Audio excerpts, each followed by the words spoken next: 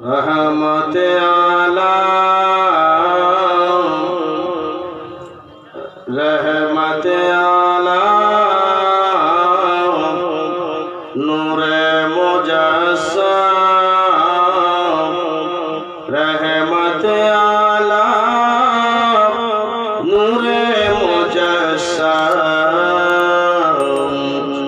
साहाबीरा आतर बानाई नूर नबीजिर घाम জোরে বলেন আমার মামা এদিকে আছে মাওলানা শাহজাহান কাদরি জি আমার মামা হয় ভাই আমার মামা বলে যে শিলিগুড়িতে আরো কয়েকটা প্রোগ্রাম আমিও করেছি বড়াইজো আপনার মাথা চুলকা জলপাইগুড়ি একটা প্রোগ্রাম করেছি কিন্তু মাশাআল্লাহ আপনাদের তো সুবহানাল্লাহ বলার সবটা খুব সুন্দর। গত বছর বাংলাদেশ গিয়েছিলাম হযরত আল্লাহ মাওলানা মুফতি সাহির সাহিবুল্লাহ আল জামিয়াতুল রাজা শিক্ষক মাশাআল্লাহ যেই মাদ্রাসা থেকে কত আলিম ওলামা বের হচ্ছেন জোরে বলুন সুবহানাল্লাহ মাশহুর ইদারা বসে আছেন ইনাদের চেহারা দেখেন ইনাদের চেহারা দেখা ইবাদত বলুন সুবহানাল্লাহ ও এই ইবাদত সুবহানাল্লাহ বলবেন না আলিম ওলামাদের চেহারা দেখা ইবাদত বললাম তো খারাপ না ভালো তাহলে জোরে বলেন সুবহানাল্লাহ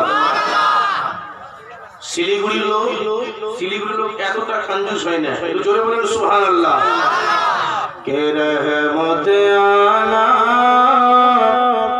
নূরে মুজাসসাম সাহাবীরা আতর বানায় নূর নবীজির ঘাম সাহাবীরা আতর বানায় নূর নবীজির ঘাম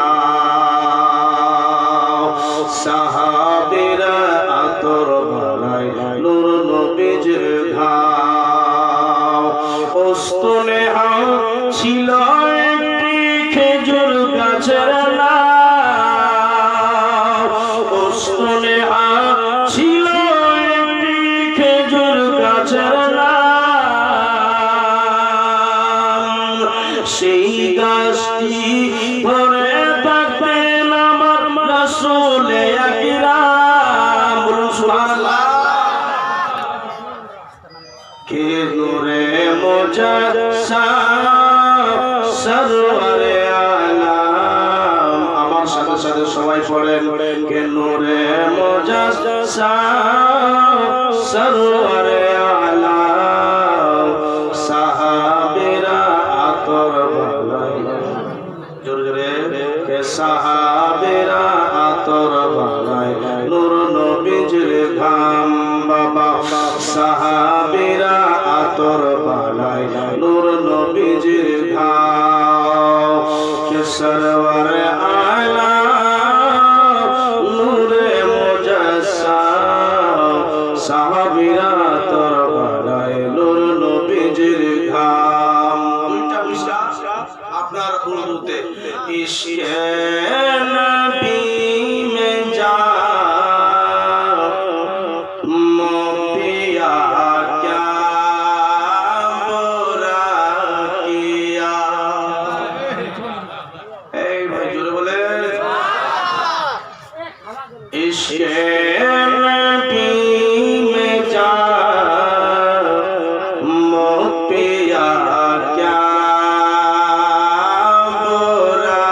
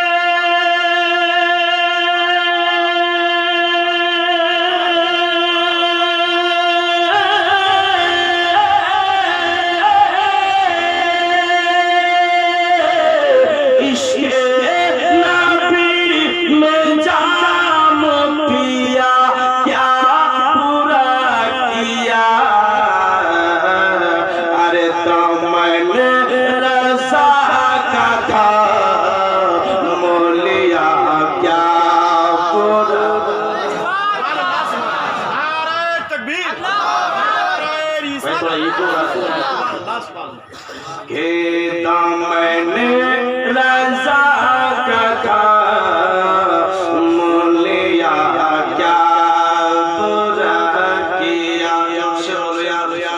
बोलिए बोलिए बोलिए, हाथ उठा के बोलिए सुभान अल्लाह, और जोर से बोलिए माशाअल्लाह माशाअल्लाह। के शेर रज़ा ने जाके अरब की ज़मीन पर, अरब की ज़मीन पर। भाई টাইম খুব অল্প, সংক্ষিপ্ত আপনাদের সামনে দুটো মিশরা বলে শেষ করছি। বলুন সুবহানাল্লাহ। কে হুজুর সরকার মুজাহিদে মিলাদ আরবের জমিনে গিয়ে ওয়াহাবিদের সাথে মুনাজারা করে জিতে সুন্নিদের মন জয় করেছেন। ভালো কাজ করেছেন। ভালো কাজ না খারাপ? জোরসে বলেন ভালো। যদি ভালো হয় তো জোরে হাত উঠে বলুন সুবহানাল্লাহ।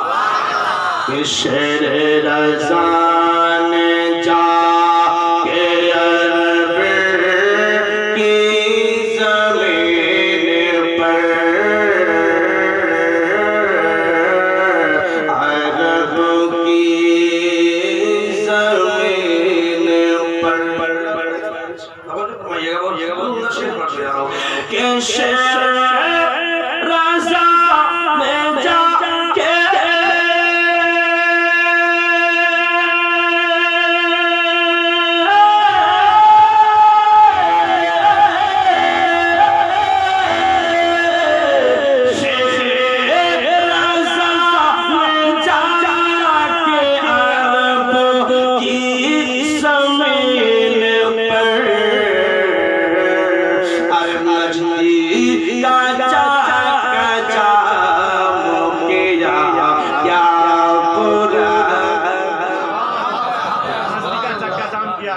के नज़दीका चका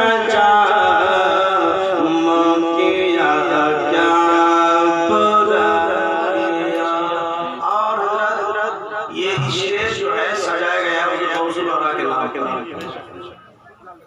एक बार बुझते पाछे असली एमनी भोगा दिए हैं किसी किसी लोग जो बुझते पारबे ना एमनी एमनी है। এই মুসলমান ভাইরা, আশা করি কবিটা বুঝতে পারছেন। জোরে বলুন সুবহানাল্লাহ। আর একটু জোরে বলুন সুবহানাল্লাহ। ইশকে নবী মে যা পিয়া क्या बुरा किया, कि मैंने पढ़ लिया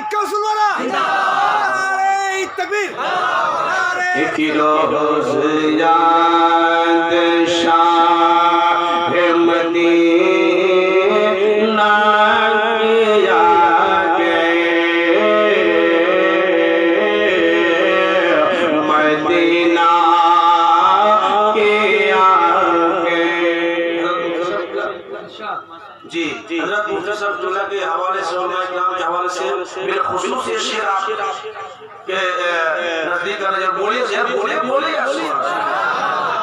के एक रोज याद शाह मदीना के आगे मदीना শরীফে আমার ইচ্ছা আছে বা যখন আছে তখন তো তুমি ফিরে বলে যে মদিনা যাওয়ার দরকার নেই কলকাতাতে একটা হজ ভবন আছে ওই হজ ভবনে 2015 সালে আমি যখন হজ ভবনে গিয়েছিলাম তো একটা বই দিয়েছে প্রত্যেক হাজিকে একটা করে বই দেয় বইটা আমি যখন নিলাম পড়লাম ওতে লেখা আছে মদিনা হজের কোনো অঙ্গনেই যেতে হবে মাশাআল্লাহ আরে কথাটা ভালো লেগেছে না খারাপ লেগেছে আপা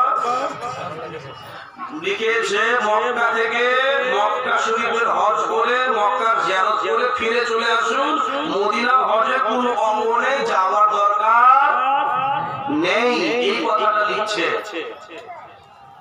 তো আপনার কথা খারাপ লাগবে শুনে যে মাওলানা সাহেবের কথা বলার কি দরকার আছে এই বাবা আপনি হজ করতে যাচ্ছেন আর আপনার একটা জীবনের আশাকে প্রথমেই একটা উল্টো ব্রেনে প্রবেশ করার চেষ্টা করছে বলে মদিনা হজের কোনো অংশ নাই যে নবী বলেছেন মান সারা কবরি ওয়াজাবাত লাহু শাফাআত যে আমার কবর জিয়ারত করলো তার প্রতি আমার শাফাত ওয়াজিব হয়ে গেল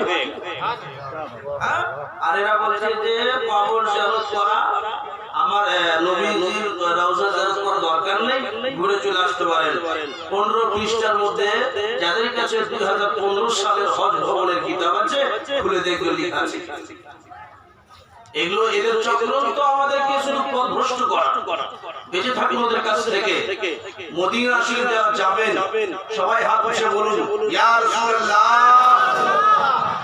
কে এক রোজ ইয়াদ শাহ মদিনা কে আগে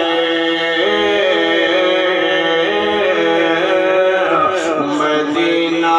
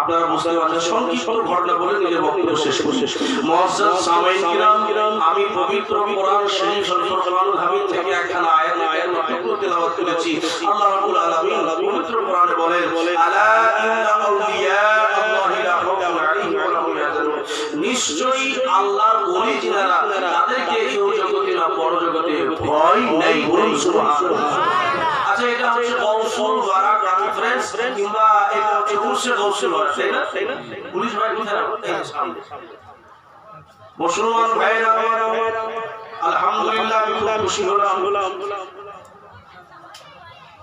আপনারা হয়তো শুনেছেন কিনা যে হুজুর গৌসে আজম বড়পীর আব্দুল কাদের জিলানী মেহবুবে সুবহানী হুজুরে রব্বানী এক জায়গা থেকে বাড়ি ফিরে যাচ্ছে বাড়ি ফিরে যাচ্ছেন একটা চোর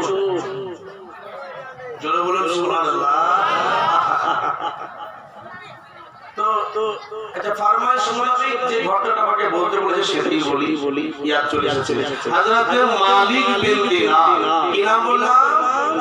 মালিক বিন দিনার। ইনি এক জায়গাতে চলে গেছেন ইসলাম প্রচারের জন্য। যিনি কিন্তু সাইয়্যিদ ছিলেন না, একজন আল্লাহর পৌঁছা হওয়া ওলি ছিলেন। সুবহানাল্লাহ। হযরত আল জামিয়াতুল রাজার একজন যোগ্য শিক্ষক যে কোনো ভাষা বললেন আমার মন প্রাণে ভরে গেছে। আর কিছুটা ওই অঙ্গীকার নিয়ে আপনাদের সামনে আলোচনা। বাবাজি ভাইরা, আমার বন্ধু বললাম মালিক বিন দিনার এক জায়গাতে চলে গিয়ে উনি যখন ইসলাম প্রচার করছেন তো সবাই কিন্তু তার বিরোধী হয়ে গেল। কারণ ওখানে সব লোকই প্রায় আপনার কাফির ধর্মের মধ্যে বন্ধু ছিল। তারা বলল, এই মালিক বিন দিনার, তুমি এই জায়গাতে এসেছো ইসলাম প্রচার করার জন্য, তোমার সাহস কতটা? এই জায়গাতে তুমি ইসলাম প্রচার করতে এসেছো যেখানে আমরা আল্লাহকে মানি না, আল্লাহ বুঝি না, আর এই জায়গাতে তুমি এসেছো ইসলাম প্রচার করার জন্য, তোমার রক্ততে লাল লাল হয়ে যাবে, তোমার শরীর টুকরো টুকরো হয়ে যাবে। মালিক বিন দিনার বলছে টুকরো হয়ে যাবে, যেই নিয়াত করে যেই আশা নিয়ে এসেছি যতক্ষণ পর্যন্ত সে আশা পূরণ না হবে আমি এখান থেকে ফিরে বাড়ি যাব না। জোরে বলুন। আজ আপনাদের এই মাজারে, আপনাদের এই এলাকা প্রিয় মুর্শিদ কি নাম জানো? সৈয়দ জালালউদ্দিন আশরাফ আশরাফি যিনি এসেছেন, হুজুর জালালউদ্দিন আশরাফ আশরাফি আমার প্রিয় মুর্শিদ। আমি হুজুর কাদরি মিয়া, আমি মুরিদ আছি আলহামদুলিল্লাহ মাশাআল্লাহ। আমি ওনার কথা বলি না, এই যে যিনি বর্তমানে এসেছেন, যাই হোক হুজুর কাদরি মিয়া আসছেন, আরো অনেকজন আসছেন। ইনারা আসছেন, ইনাদেরকে কেমন সম্মান দিবেন, কি দরকার আছে, ইনাদের হাত ধরলে কি লাভ আছে, ইনাদের হাত ধরে মুরিদ হয়ে গেলে কতটা লাভ আছে, মুরিদ হওয়ার কোরআনে লেখা আছে কি নাই, ইনশাআল্লাহ সংক্ষিপ্ত আলোচনা বলে আমি চলে যাব মাত্র কয়েক মিনিটের মধ্যে। বাবুজি ভাইয়েরা, আমার বন্ধুগণ, আব্বা জানেরা, আমি বলছিলাম হুজুর মালিক বিন দিনার। সকাল হলো বাবা, সকাল হতে হতে সবাই যেন মালিক বিন দিনারকে বলল, ও মালিক বিন দিনার, তুমি যে আশা নিয়ে এসেছো বাড়ি চলে যাও, বাড়ি চলে যাও, কারণ তোমার উপরে মানুষের আকর্ষণ হতে লেগেছে, তুমি মানুষের কাছে খারাপ হয়ে গেছো, সবাই তোমাকে মেরে ফেলার জন্য চেষ্টাতে লেগে আছে। ও মালিক বিন দিনার, তাড়াতাড়ি করে তুমি নিজের দেশে ভ্রমণ দাও। মালিক বিন দিনার বলে, আল্লাহ, যতক্ষণ পর্যন্ত আল্লাহ তোমাকে মানুষ চিনতে না পেরেছে, তোমার ইবাদত মানুষের মধ্যে না ভরতে পেরেছি, তোমার কামনা যতক্ষণ পর্যন্ত না পড়াতে পেরেছি, ততক্ষণ পর্যন্ত আমি যাব না।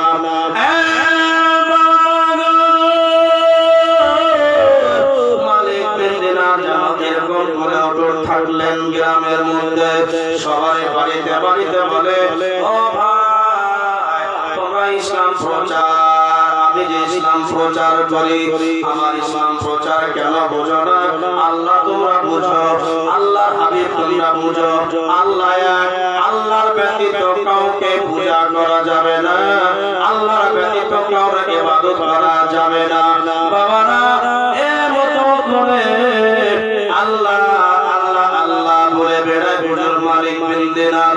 বলতে বলতে সবাই হয়ে গেল। হঠাৎ করে একটা যেন পণ্ডিত ছিল, একটা যেন মুসলমান পণ্ডিত ছিল, ওই পণ্ডিত বলে উঠল, বলে আজ আমাদের দেশে মালিক বিন দিনার এসে গেছে, আমাদের উপরে অত্যাচার করে, আমাদের মূর্তি পূজাকে তার সেই সম্মান দেয় না।